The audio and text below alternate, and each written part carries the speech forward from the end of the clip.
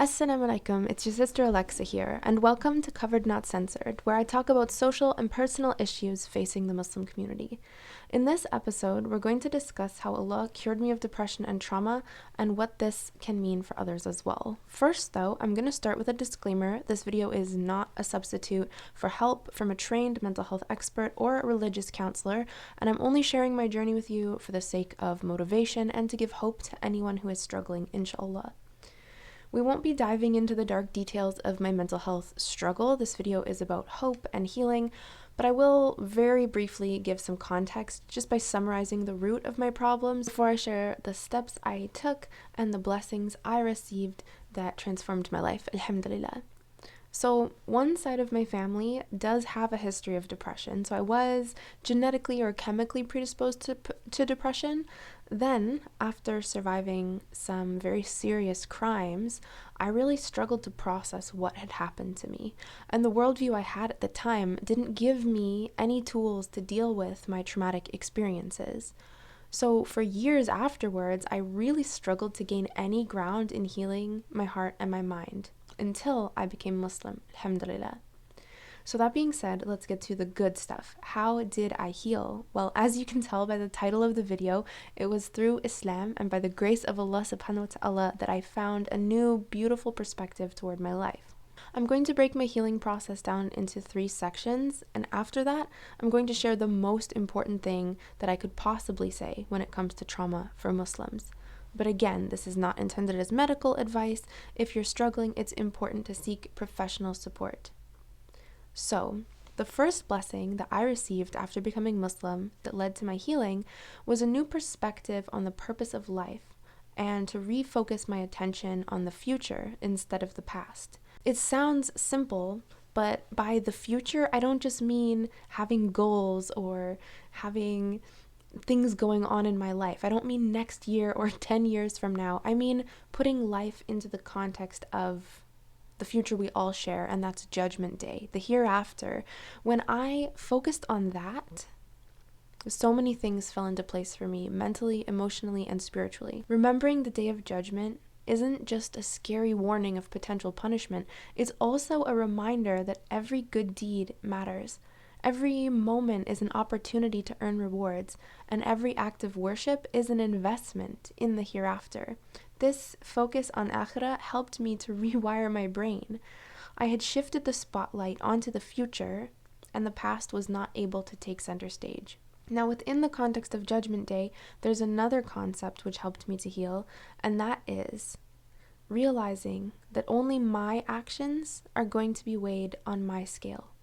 Only my actions are recorded in my book of deeds. Other people's actions or crimes against me have no power over me on Judgment Day.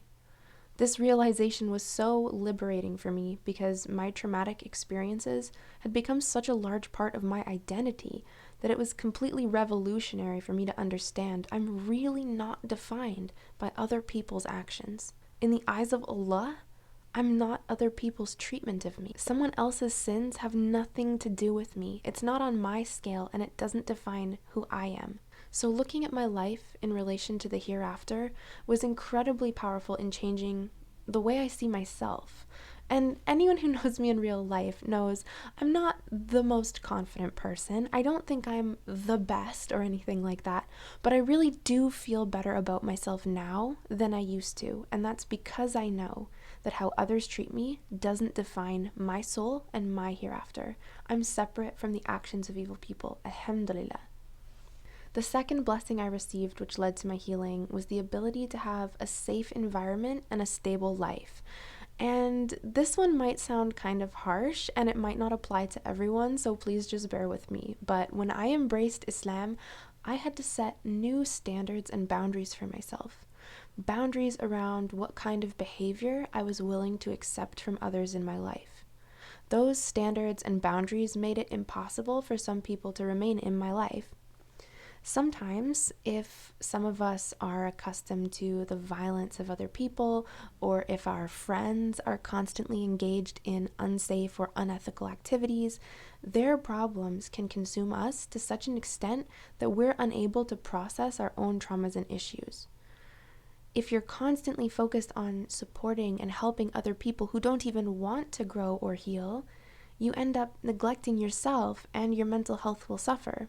Now, of course, as Muslims, we don't cut ties with family members, but even family members we can take a break from or reduce contact with someone who is dangerous or someone who is insulting or someone who takes us further away from Allah.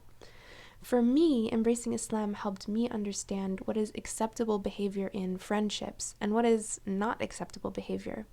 I realized I couldn't rebuild my mind while standing in the middle of everyone else's chaos. And it might sound harsh, and it might not be relevant to everyone, but I needed that new standard to purge my life of quite a few harmful people and allow myself to have a safe and stable environment. Having peace in my life was like a fertile soil that seeds of healing could be planted into. This new, healthy, peaceful, stable environment was the foundation of my ability to allow healing and growth into my heart. And I would not have had the standards to create that change if not for becoming a Muslim. Alhamdulillah. The third blessing I received, which led to my healing, was courage through trusting Allah subhanahu wa ta'ala.